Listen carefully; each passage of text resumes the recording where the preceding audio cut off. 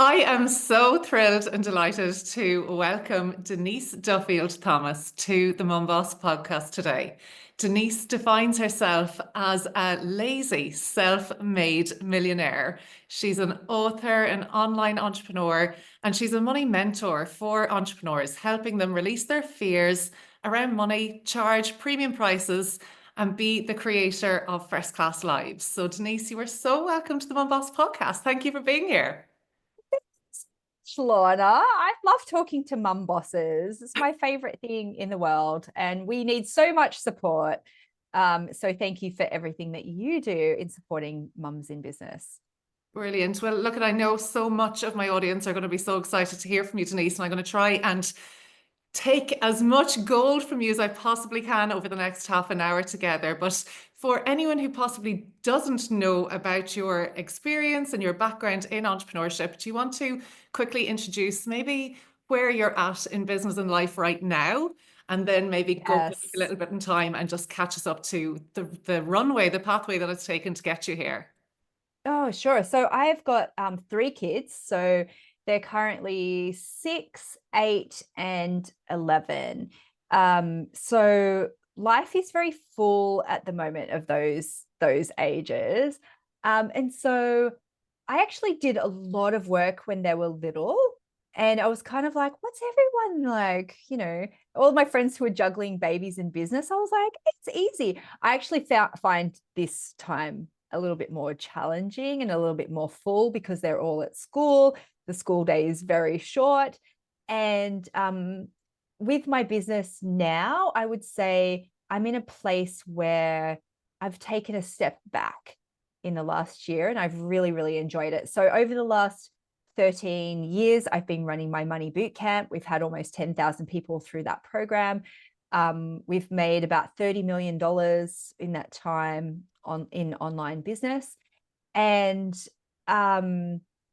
I've definitely tried to create the business in a way that works always for my lifestyle and my energy. So I haven't, well, I've set up my business model that means I can batch a lot of my stuff whenever I need to. I don't do a lot of one-to-ones. I don't do a lot of calls. And I really use my money boot camp as a vehicle to both help people and help change the world, but also support myself and my needs as a parent, and to be able to have my own hobbies and things like that too. So that's where I'm at in my business at the moment. Where I started, though, I've always been entrepreneurial my whole life. And I would always start little businesses but never quite finish them. I'd be like, hey, everybody, let's do a garage sale at my house. Everyone bring your crap over to my mum's garage. And then I would never get around to selling it. So I was kind of that kid. And then I spent my 20s mostly living in London, kind of looking for what my thing was going to be. And it wasn't really until I met other entrepreneurs, other female entrepreneurs in business, that was the key for me, that I Mhm. realized that that maybe I could do something like that too. So I started off doing little things. I wrote an ebook about dating. I wrote an ebook about weddings, just little things that I was experiencing in my own life and wanted to share with others. And I think that's where so many good businesses start. You go, I figured this problem out, or, I've found a hack for this. How can I share that with others? And that's naturally kind of where my business went to, is as I was growing my own business, I started sharing those tips with other people. As I was growing my own income and working on my own money mindset, I was sharing those tips with other people. And that's kind of how my business evolved. And then naturally went into putting that information into books and courses and online programs. And that's what I do now. So even though I live in Australia, I have a global business, and I've always set it up like that I can be anywhere in the world. I can be, breastfeeding, I can be pregnant, and my business can still run without me if it needs to. Oh my goodness, Denise, it's phenomenal. Like what you've done is absolutely phenomenal, and how you can go about sharing the learnings and successes and challenges that you've had along the way and help so many of us out who are coming along on your coattails. Because listening to you talking there about your children, we're at a very, very similar stage. And my kids are 11, 9, and 7. So our kids are similar ages with the similar numbers. And to hear you talk about, taking a step back now and like clearing 30 million inside your business this year while you're taking the step back. Oh, not this year, over the decade. Yeah.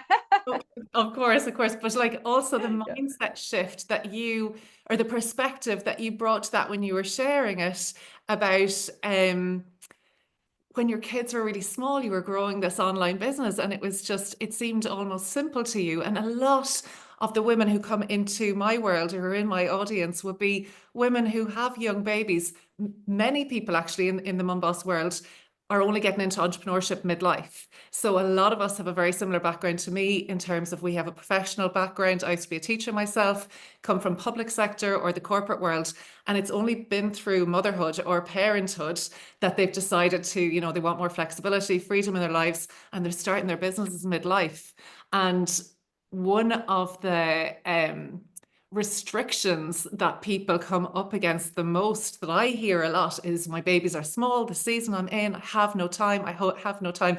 But you had a completely different perspective on that, the lens that you saw it through. So can you talk to me a little bit more about how you juggled the growing of this incredible empire while you had babies that small? Yeah, well, I have to say I had a lot of privilege around that because I started building my business before I had kids. And in that kind of let me think, it was probably 2, 3 years where I really went full time into entrepreneurship. And so I felt like I did have a lot of time, but I have to say I didn't use it effectively, right? Because I thought I've got the whole day to serve clients and to do stuff. And so I had my first coaching client at 4:30 in the morning Wow. because I was trying to serve a global audience. So I had no sense of boundaries, and I would literally have my calendar available. They could book from 4:30 my time till about 9 p.m. my time. And of course, I didn't have back to back all day, but I was just trying to be so accommodating. And I felt like when I then became a parent, I could not be that accommodating. And so I had to learn to set boundaries. That was the hardest thing for me. But also, I had to create a business that did not rely on my physical presence. Because as we know, babies do not have the patience to say, hey, mummy's got a Zoom call, so just be quiet, can you, for the next hour and nobody bother me. So I knew very early, as soon as I got pregnant, I knew I wasn't able to offer as many one-to-ones. I knew I had to create a course. I knew I had to write books and to have passive income, products available for sale. So then I didn't have to rely on my personal energy. And I remember being pregnant too and thinking, I have no idea what's going to be on the other side of this, because I'd seen some friends completely lose any motivation, any ambition. And I thought I was going to be a completely different person. And what happened was I still had ambition and drive. I just didn't have the time and the energy to do all Yes. of those things. And so I'm grateful for myself in that first pregnancy that I batched a lot of my content, but also I created low cost info products that people could buy from me. So then it wasn't like, oh, well, I have to wait till she's back from maternity leave to book a session with her. And for me, oh, I have to wait till I'm back from maternity leave to make any money. So I was very privileged in that. But also the other privilege that I had that can be tricky, but there are solutions, is I hired a nanny straight away. And so I would breastfeed and I'd say, I have a call, and then I had somebody who would then have the baby. That is a privilege that costs money. But I actually think for me it was 100% a mindset thing, because I thought, oh my God, my friends from home, they're going to think I'm the biggest snob for having a nanny. Yeah. Like they're going to think, who am I, like Lady Muck having a nanny? And realizing too that you need a village, and it's okay to buy that time. Yeah. So I'd had someone, she came in, for any days that I had calls, but it wasn't just having a safe pair of hands to look after the baby. It was, she looked after me. So she would make me lunch. Yeah. She would put washing on. And I think there's so much mum guilt about having to do all of those things. So even if you can't afford help, I see mums, they will clean the house, they will do the laundry, they will cook for everyone, they'll do all of those things before they do anything for their business. And there was almost a real judgment in saying to people, do your work first, do the other stuff later, or not at all. If you can afford to get help to help clean your house. And it was like, when I first started talking about that, the people who, like the mums who understood, they would be like, oh my God, that's so inspiring. But some people would be like, I can't believe, how are your kids going to learn how to do laundry if you're not doing the laundry yourself? How is anyone going to be a normal human being if someone else is cooking for them? It was like the most taboo thing to say to people. Don't do those things if you don't want to. If building an empire is important to you, if completely drastically changing your family's financial future is important to you, that other stuff, it's unpaid, do it at the end. Or get your bloody husband to do it. Or if you can afford it, outsource it. Honestly, some people did not like it. Did not like hearing that, especially a little bit my mother-in-law. I can't tell you how much I adore that you've touched on this, because this is our world. And especially, I'm going to say, the audience that I have who are starting their businesses after having children, they have this whole, we have this whole association that we want to be the stay-at-home moms and have the flexible business on the side. And part of that stay-at-home mum package comes with it the cleaning and the cooking and the tidying and all of the stuff. What would you say to the women who are in the first couple of years of starting and growing their businesses online, are not yet reaping the financial rewards that they are so worthy of for their time, energy, and investment that they're putting into things? And they have a partner at home who's cocking the head and looking at them going, when is this business going to start making any money? And you're here talking about us bringing in a cleaner. Like, what's got to give here? Like, what advice would you support those women with? You know what? There will never be time to write your book, to do your business, if it is in those little bits after. If you look at the hierarchy and say the house has to be clean before I'm allowed to do it, you'll never find those gaps. And so for me, it actually came from a change in language. So Mark would come home and he'd go, why didn't you just do some washing? And I'd say, because I was at work. And he would say, oh, can you go pick up that thing from the post office? And I'd go, I'm at work. Do it on your lunch break or do it on the way home. And it was really having to have that boundary of saying, I'm at work. This is work.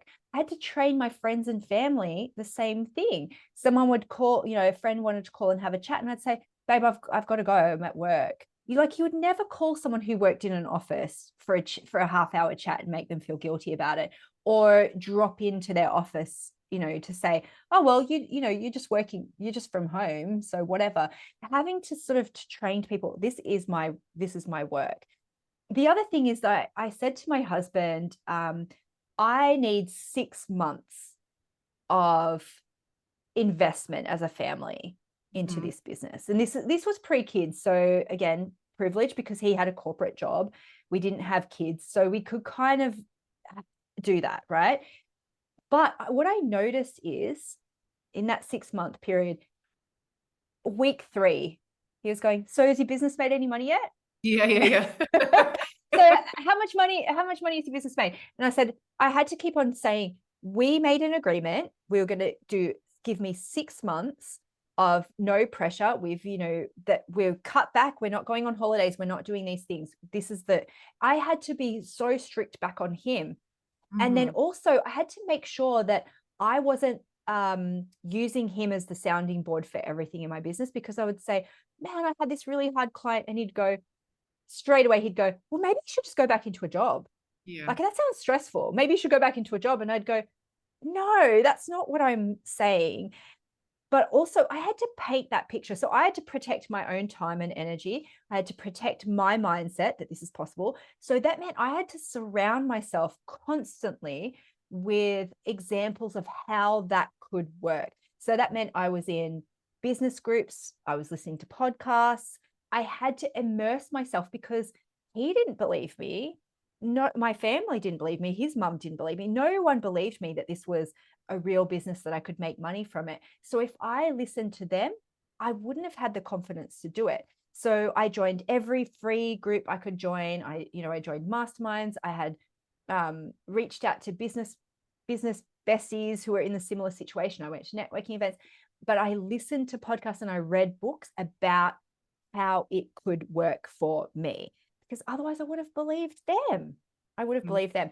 Now, I know some people listening, you might be a single parent, maybe your partner's work cannot support that. So again, you have to be a little bit creative. And I remember my mum telling me about how, like, her and her friends couldn't afford daycare, so they would help each other out. It would be like, I'll look after your kid one day, you look after my kid. And I think some of the work that we do together, you could go to a friend's house and say, I'm going to do my Zoom call at 11, you do yours at 12, and we just swap taking care of the kids.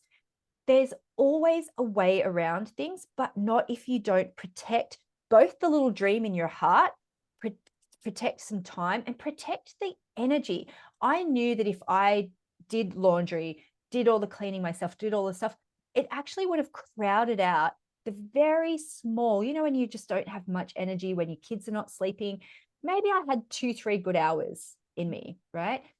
You can't spend all of that on stuff that does not make money. And yes, the house might get a little bit messy, but also, don't you feel like if you are doing things that fill your cup and you're doing things that are lighting you up, you could do that housework stuff in a half an hour before your partner comes home if you're motivated, Love because that. you're filled up and you know that you've done something for you, you've done something that's important. I am so efficient now, and actually I don't have, when my business was like really growing and I was just so focused on that, and my kids are small, I had a full-time housekeeper and a full-time nanny for a certain point of that, but that was when I'd already built it, right?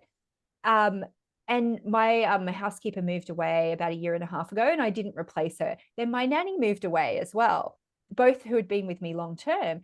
And so now I'm like, I don't have that level of support anymore, and I don't need it as much, because I know that my business comes first. So I can easily go on and put a load of washing on before a call, and it doesn't take up all that bandwidth, if that makes sense. So I've almost come full circle, but I needed that point at the start to say, I'm not doing it.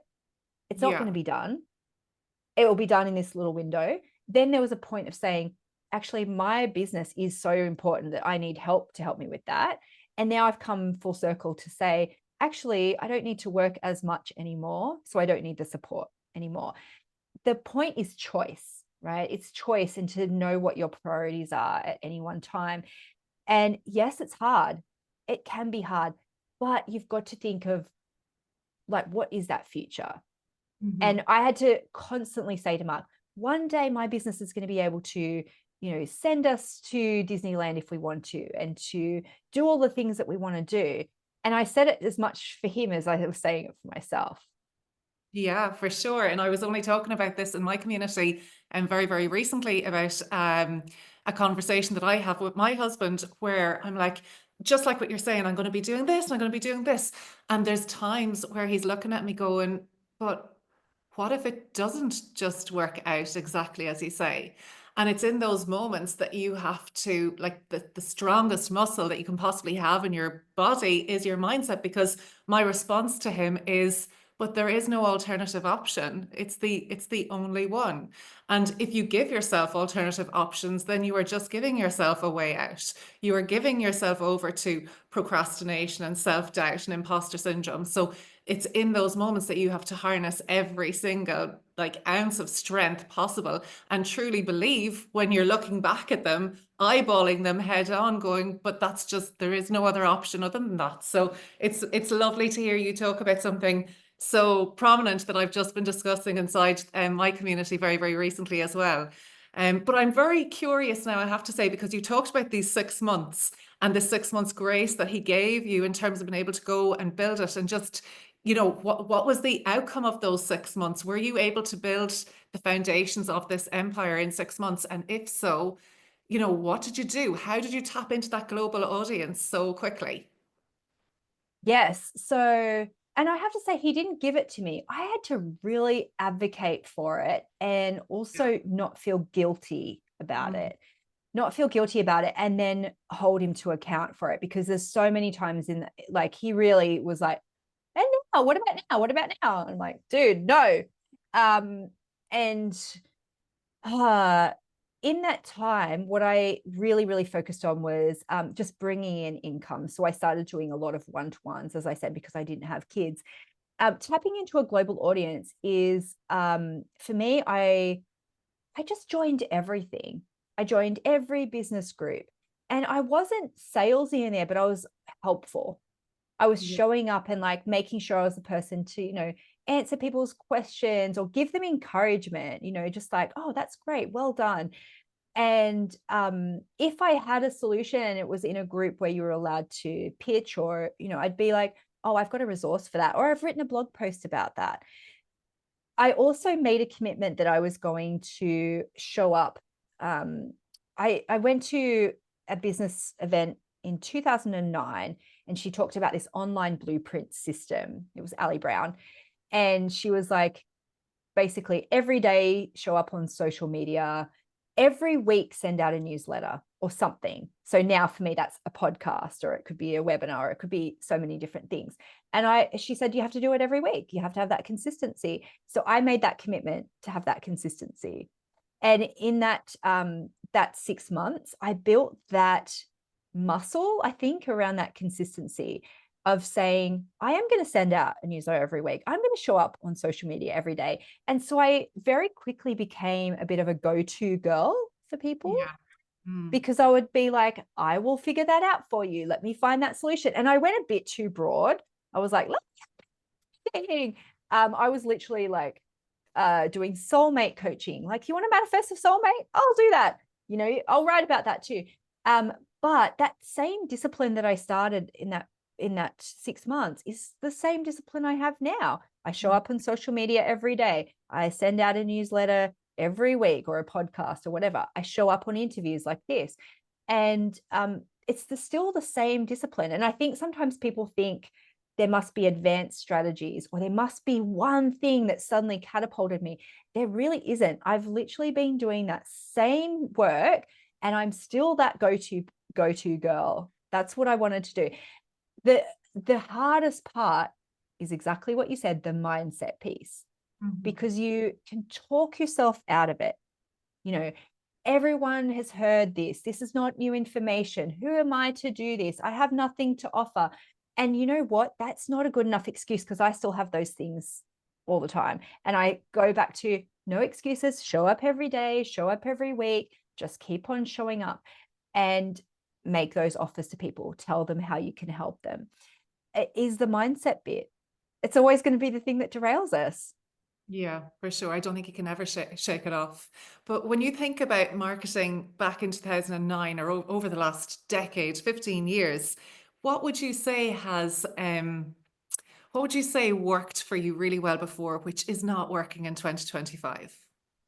Oh, no, it's a really good question, because there's still things that are always going to be that consistent thing, right? Consistency and showing up is always going to beat whatever newfangled things.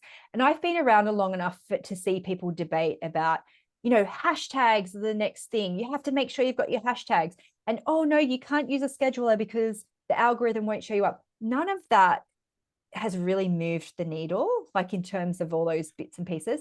I didn't do ads for a long time. And then I feel like there was a small window where ads were amazing. Like Facebook ads were cheap, they were effective, they were amazing. And I would say now that they're a bit tricky, but I've never relied on any of those things anyway. Yeah. There's definitely there's a busier, like more crowded market for sure. And also you're competing against influencers who aren't, it's not necessarily their business. They're sometimes it's attention, sometimes it's for fun, but they don't necessarily have anything for sale. Mhm. But people love that kind of entertainment value. So then Yeah. it can be tricky, because then I've seen people fall into that trap of going, well, I have to entertain my audience, but then they're not necessarily able to offer anything for sale. So there's Mm. definitely some tricky things there. But I know as the technology shifts and changes, the same things are going to be consistent, right? It's the know, like, and trust factor. Do people know about you? Are they seeing you consistently? Do they trust you? Do they know what you have to offer? Are you clear in your messaging? Are you giving people the opportunity to buy from you? Because sometimes we're not. We're being Yeah. very either secretive about it, or we're being too modest about it. So whatever technology that there is, whether we're hologramming into people's houses or whatever, those things are always going to be true. Are you a storyteller? Are you solving a problem for people? I don't really get caught up too much in all those little shifts and changes. Even with things like AI, I saw a very popular personal development thing do a money mindset course, and I looked at their sales page, and it is AI written, and it is Mhm. trained on copy that I paid someone to write 12 years ago. Wow. And I can see it. It's exactly the same, but it's gone through so many versions and things that no one even knows who it owns it. I only know it because I paid for someone to write that for me that long ago. And there was a time where I was thinking, oh my God, AI is going to just, and I think, no, it's okay. Go Mhm. back to your authentic self, build that know, like, and trust factor, and serve who you are meant to serve. But you have to show up to do that. You do have to show up. So for me now, I'm grateful that I started a podcast, because I Mhm. think I can't, like, I can't AI fake that. I probably could, but it wouldn't be the same, right? If you and I had our AIs talking to each other, it wouldn't be the same. So I'm grateful that I have that, so I don't have to rely on things like algorithm changes for Facebook ads or things like that. But it's still showing up doing the same things. And that's why most people don't do it, because it feels either boring, or we feel like it's too simple, or we Yeah. procrastinate doing that work. Yeah. Or you've been doing it and it's feeling hard because you're not getting anywhere with growing that social media account and trying to do it all organically and not involving yourself in communities and collaborating with people and networking with people and helping, leverage your own exposure through other people's audiences. And that can feel really, really hard because you're just throwing spaghetti at a wall. It's going nowhere. And then you've got the chat going on, like social media. It's too much time. It's taken too much time from us, and I'm not getting anything back. Yes. Well, I think there's a real problem of spreading yourself too thinly, because when I started, it was like Facebook, right? And then it was like, oh, a bit of Twitter, and Twitter was popular for a while, and then Instagram. And then I noticed a couple of years ago, I was thinking, oh God, I've got to be on TikTok as well. Oh, I've got to be on this. I've got to be on this. And so I threw a bit of time and energy at TikTok. It wasn't my place. It Mhm. wasn't my it wasn't my audience. And Mhm. so I realized that sometimes when we're spreading ourselves too thinly, we can feel that um uh discouragement, Yeah. and so don't feel like you have to be everywhere. Just pick a couple that feel good for you, because every time you add a new social media platform or whatever, you also add customer service into that, Yeah. Yeah. because you have to reply to people and you have to comment. So there's some where I just automate. So when I batch my social media, I do it in later. Um, and, I can pull in a piece of content and I can tick where it goes to. I send things to LinkedIn, but I never even go check LinkedIn. It's no Yeah. extra work for me though to add that in there. But if I had to go, I need a LinkedIn strategy, I need a Pinterest strategy, I need a thing, it would be exhausting. So I Mhm. focus on Instagram and Facebook as my main things.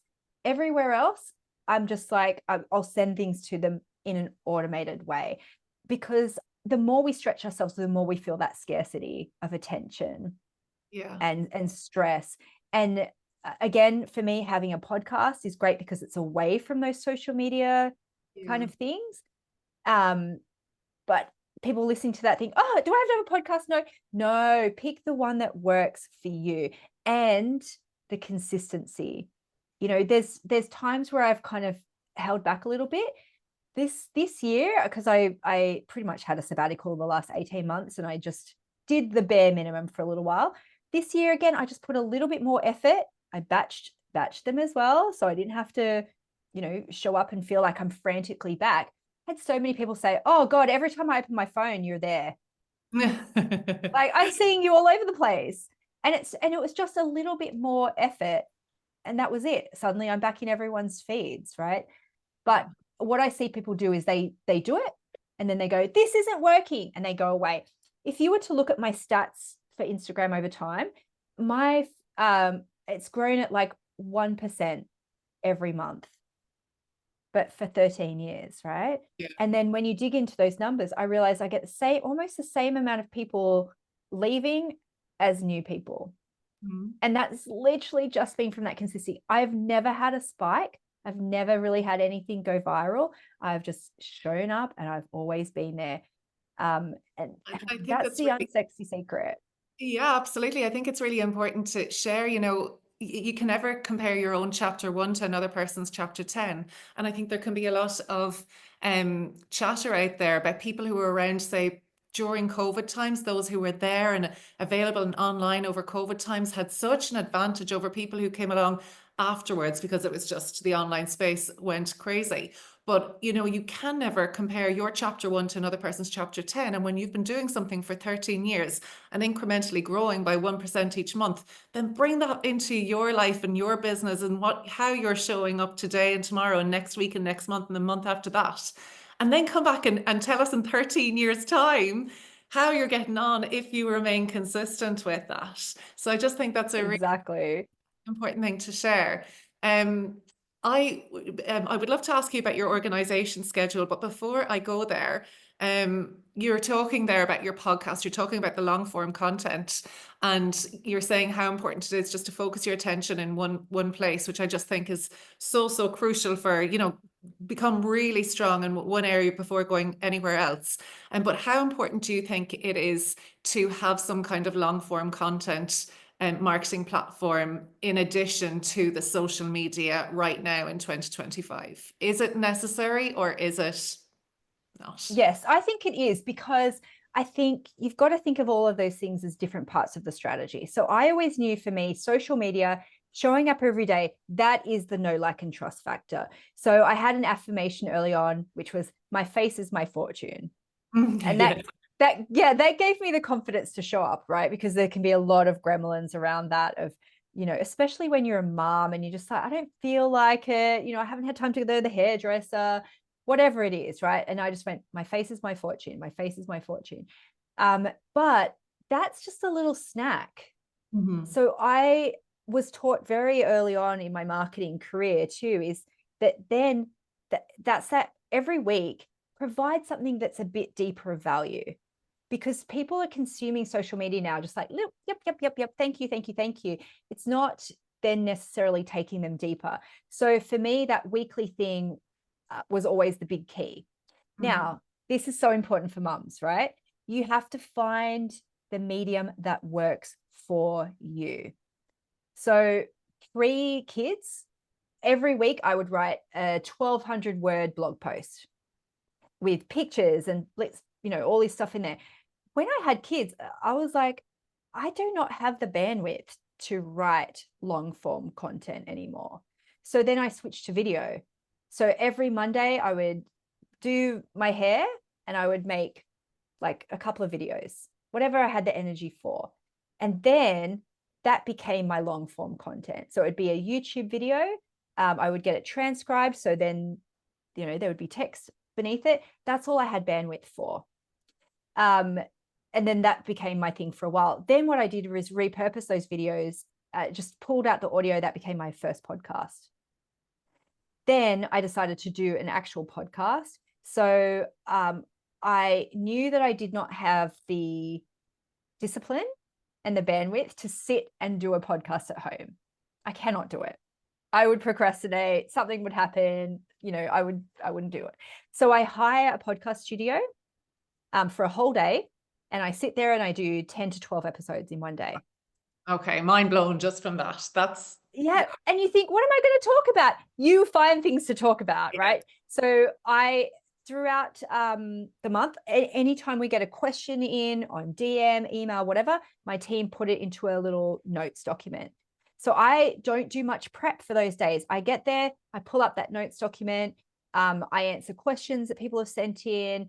I also, this is the cool thing too, I go back to my own website from those articles that I wrote 13 years ago, and I will literally pull up the article and I will just do an episode on that, because we think everything has to be new and fresh all the time. Our audience is usually dealing with the same problems over and over again. So if you can just bring a fresh perspective on something you've talked about a million times, bringing in new stories, new updates, things that have worked, things that haven't. I used to just share, this is what I like, this is what I did. This is a problem that I dealt with, having to chase up default clients. I just would do an episode about that. And honestly, I do not go into that studio with 12 episodes ready to go, ready to talk about. My engineer, he goes, great. What do you want to call that one? I go, how to blah, blah, blah. And he goes, great. You ready for the next one? And I go, yep.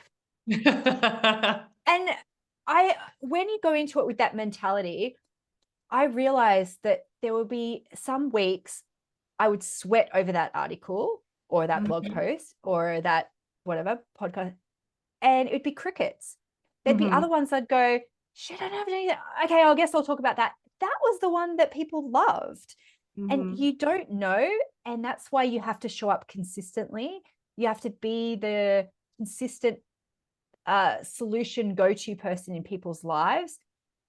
Not everything has to be perfect, because if you're waiting for things to be perfect, I mean, I know I'm a massive procrastinator. Nothing would ever get done. So you just have to show up and know that I can contribute and I can help with my perspective. I don't have to be the guru of all the gurus. I don't have to be perfect. And I still live by that discipline. Show up every day, show up every week. The way I do that, though, is completely up to me. So already this year, we're in April, I've had 3 of those days in the podcast studio this year. So I've forward loaded that. And so I've probably got, say, 30 episodes I've already done this year. And I can see in advance, I go, oh, that gets me up to September. And then if I have bandwidth, I might do another one, like maybe this or next month. And so I try and keep everything very evergreen. I don't talk about necessarily topical things. And I feel like this has been such a good discipline for me as a mum, to know that I don't have to like make everything super topical, and like, because I don't have the bandwidth to do that. I don't have the bandwidth to create things in real time for my audience all the time. So, and you don't have to. When I create those things, I bring it to the energy of helpfulness and wanting my audience to succeed. When they consume that, it's got nothing to do with me. It's always on their time frame. And what I see mums doing, we always feel like we're behind because we're trying to create things week by week by week. Same with my social media, because I know very clearly what, who my audience is and what I'm sharing. I did all of my year social media in February. Stop it. Yes, because I just got into a rhythm for it and I've got a good system for it now. And so I know every Monday I have a post about, hey, okay, guys, what are our goals for the rest of the week? So I've got enough pictures of me writing in a journal that I can sit and do those, right? And I'll get one caption that could be, great, guys, what are our goals for the week? I'll go into my scheduler and I'll use that same caption like every 6 weeks. So I'll go and do, that picture every 6 weeks, go and just copy and paste. And then I'll come up with a new caption, get some more pictures. That's every 6 weeks. And so you can start to fill it in like a little grid. So if someone's starting batching, they could go, what's something that I do every week? And you could just start there. Okay, at least I know my Mondays are filled in. And And actually how I started, I'd go, I'm just going to start with the first Monday of each month. And then now I've got bandwidth. Now I'll go and fill in the second Monday of each month. Now I'll do the third. And you start to see it all. And it becomes like, for me, it's a compulsion. Like Mark would be like, dinner's ready. I'm going, I'm almost to the end of like my second Mondays for the year. I just want to fill them in. It feels really exciting to do that. And then you realize, yes, the messages are a little bit repetitive, but that's actually what people need from you. Yeah, of They course. need that repetition because look, most of us, what we're talking about, there's only so many things, right? And we find new and fresh ways to do it and to say it and to bring our experiences for it. We don't have to be doing that in real time. So I always say to people, my business is consistent. I am not consistent because over my business, I've had 3 kids. I've had illnesses. I've had depression. I've had COVID. But from the outside, I've had a sabbatical. I went to the UK for 4 months with my family. From the outside, my business is very consistent. But I use those peaks to create those bits of content. So then it gives me spaciousness in my week. So then in my week, I have all of my interviews on a Thursday. So from 7 till 12. And I'll do 5 podcast interviews. And then I'm like, cool, I've done my bit for the week. And so that's how we have to think. Even if you aren't a parent, it's such a great way to run your business when you get out of that mentality of, oh, I'm not organized, I'm not consistent. Neither am I. But my business is a separate entity to me. I am not my business. And my business is there to support my lifestyle. And it's there to help people. I don't have to be involved in every single aspect of that.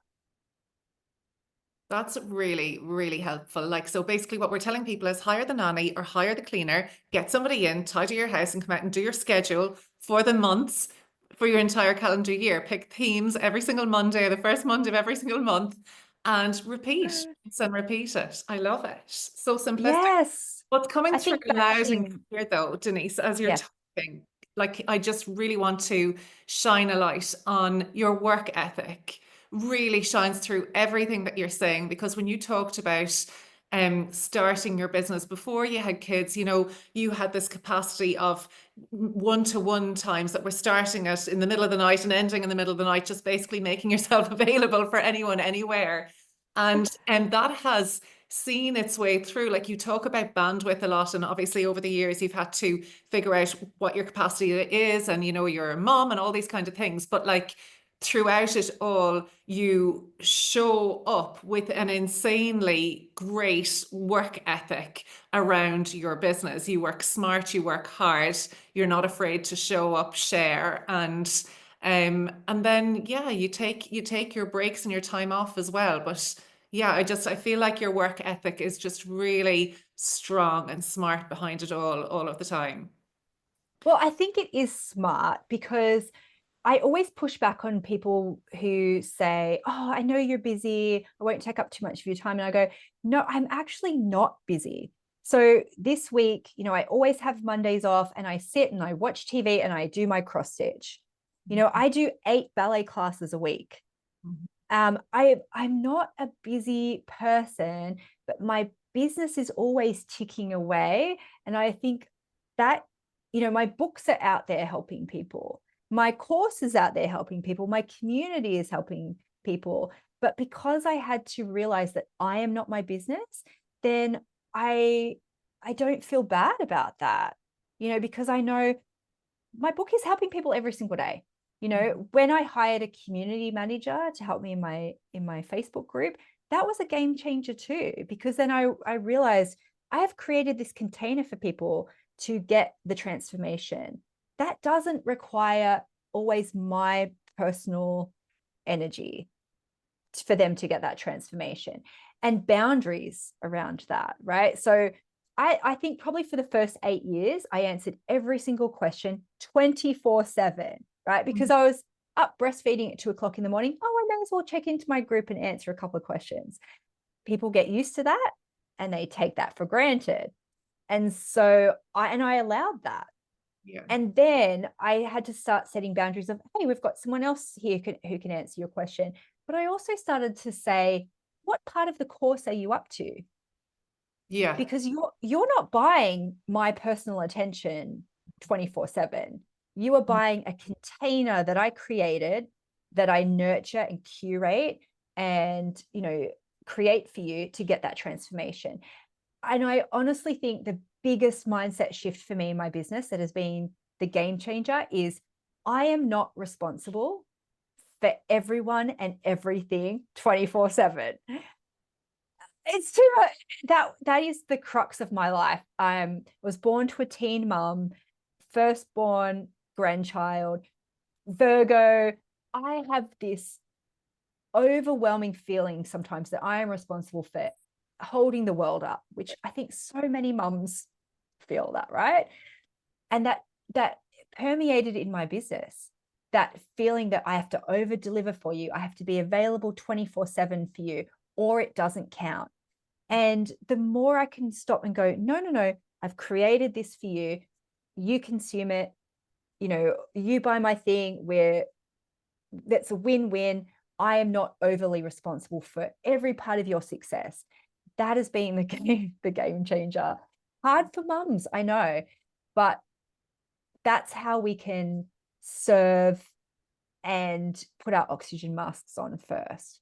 Yeah. And I think something that you said earlier was you've asked yourself, how can you help people the most? How can you actually provide the transformation? And you've created these different products and offerings inside your business that allows it to do it. It's part of your business model. It's separate to yourself and it is not requiring your energy to be in that place. So like, again, really smart thinking from an early stage about what it is that you can create that gives people the greatest amount of help and the greatest transformation without you being present in it all of the time. And I'm very conscious that we're coming to the end of this episode and you're going to be racing from this straight on to another one. No, I've got 8 minutes. Oh, 9 minutes. Okay, I'm really okay. good at like in between episodes going, all right, what's the next one? Oh my Switching. goodness, you're incredible. You're incredible. But I would love to ask you, I would love to ask you to put yourself, you talked about those blogs that you wrote 13 years ago and you still go into them now and you can create a podcast off that now. And I think that's amazing because you're putting yourself back into your audience's shoes, aren't you? Like you're, instead of talking to the people who are alongside you now, you're remembering what you struggled with all those years ago.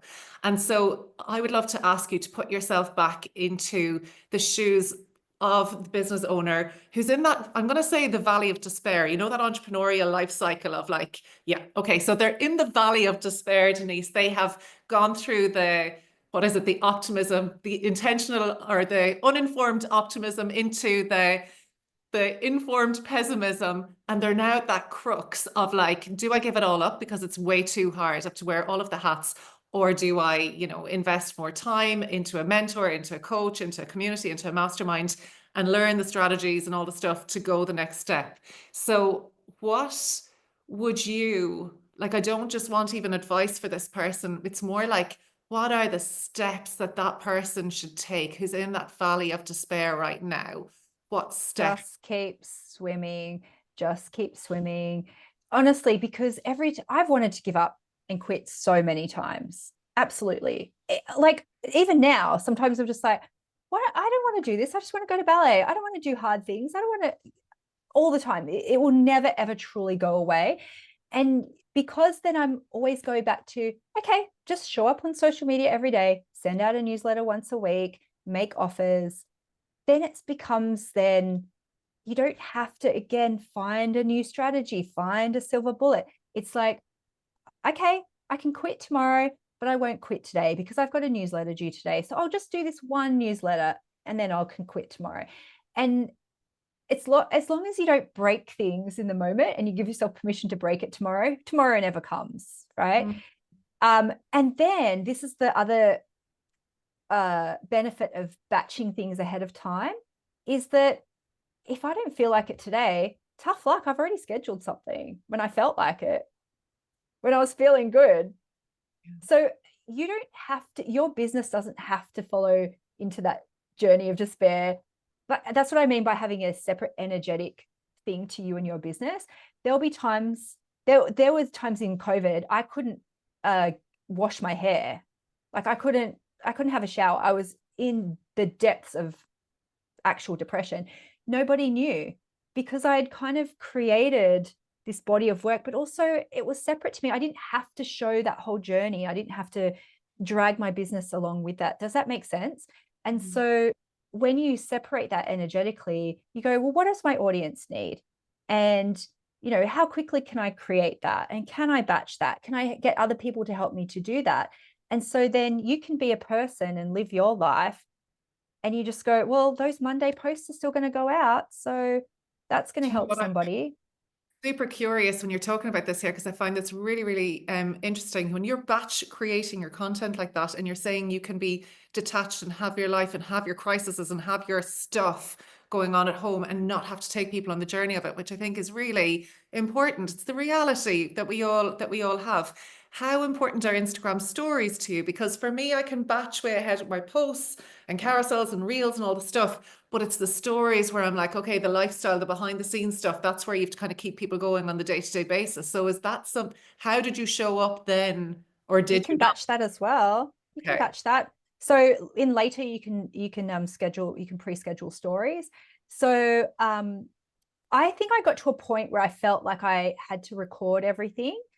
And that can be a very dangerous place to be. And so we didn't even talk about this. I'll have to come back next time, Lorna, for a second episode. But I spent 4 months in the UK like 2 years ago.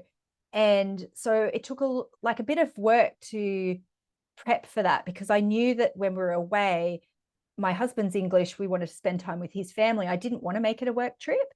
But in the first week, I remember thinking, oh, look at me reading a book.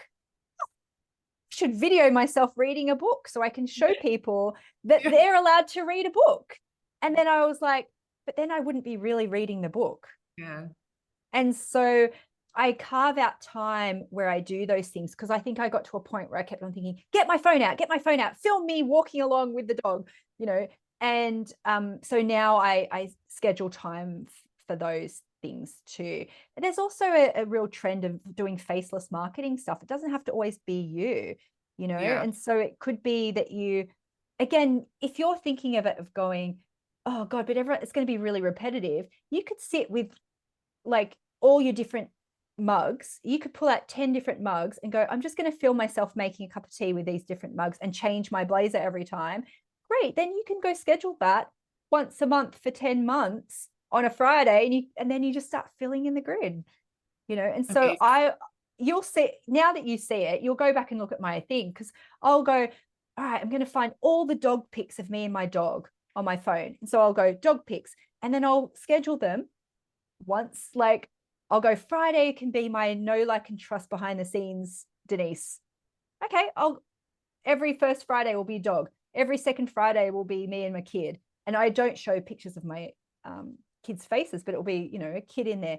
Every third Friday can be me at dancing. So you just start to think of it in a logical way. And I think if sometimes when people think of batching, they think I have to go through and do Monday, Tuesday, Wednesday, Thursday, Friday. I really look at it like an overall year. So then it's motivating. You know, as I said, I'll fill in all the Mondays first, and then I'll fill in every second Wednesday, and then every third Friday. And so I know even if I don't feel like it, something's going to go out every couple of days. And then you just get more and more motivated. And then you go, oh, now I've got energy. I'll go and do all the Tuesdays today, you know, and they'll all be on the same theme. So you get bored of it internally, but you realize that it's all spread out for your audience. Once people get their head around batching, my dance teacher, by the way, she goes, Denise, you'll be so proud of me. I've batched all of our content for the next 3 months. Because once you get your head around it and realize it's not fake, the energy when you put into it is real. And when people consume it, it's none of your business. It is real time for them if the energy and the intention and the message is right. And I think batching is honestly such a key for mums, because then you realize I can live my life and I don't feel like I've always got homework due. I feel like, oh God, I have to do something. It's done ahead of time. And then you just get more and more addicted. That's why I said, you know, in February, did the whole year. And then I've still got gaps for spontaneity. But then I'm doing it because I want to, not because I have to, because there's been a gap and I have to go, oh God, sorry guys, I haven't been around. It has to be extra special. It doesn't. It's all just like part of that know, like, and trust factor.